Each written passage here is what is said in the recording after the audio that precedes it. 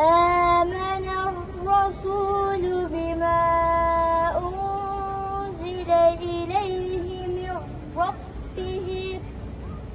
من ربه والمؤمنون كل آمن بالله وملائكته وكتبه ورسله لا نفرق بين أحد من رسله وقالوا سمعنا وأطعنا غفرانك ربنا وإليك المصير. Önderimiz peygamber, Kur'an'dır bize rehber. Din Süreyya'dan geldi, geldi Allahu Ekber. La ilahe illallah, Muhammed Resulullah. Alemlerin Rabbi olan Allahu Teala En'am suresinin 162. ayetinde bizlere şöyle buyuruyor. Ya Muhammed, Mekke'nin müşriklerine ya da Mekke'nin kafirlerine söyle ki muhakkak ki benim namazım, benim ibadetlerim, benim hayatım, benim ölümüm alemlerin Rabbi olan Allahu Teala içindir.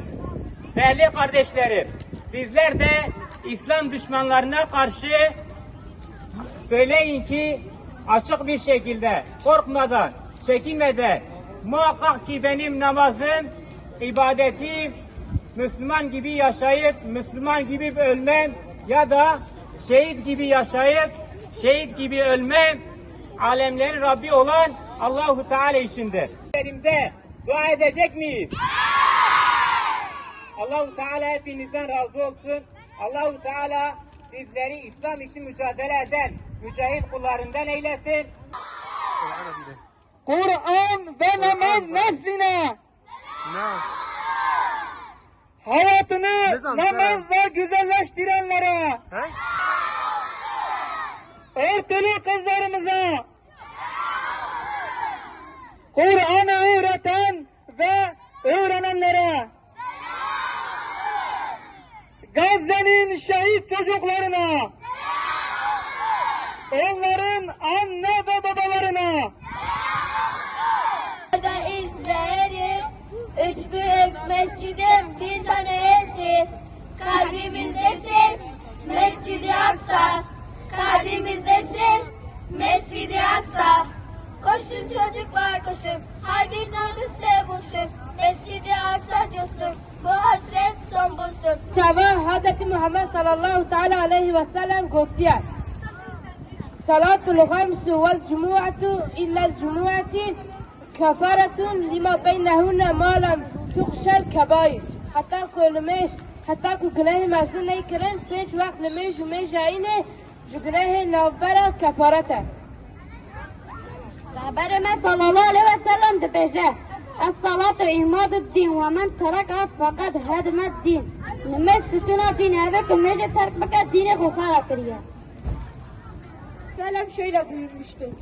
Dinim Rasul emril İslamu ve umuduhus salatu ve zivetnu senamihil cihad.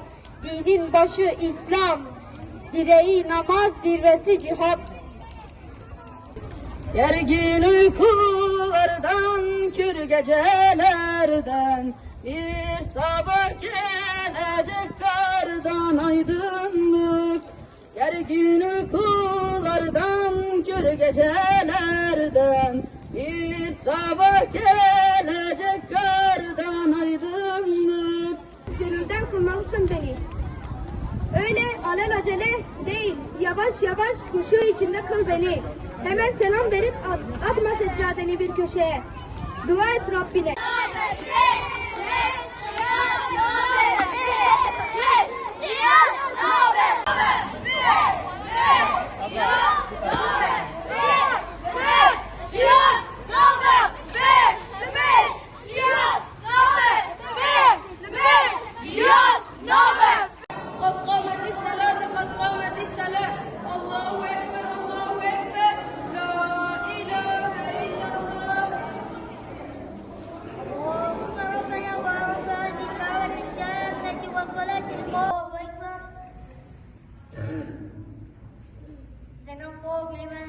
دیگر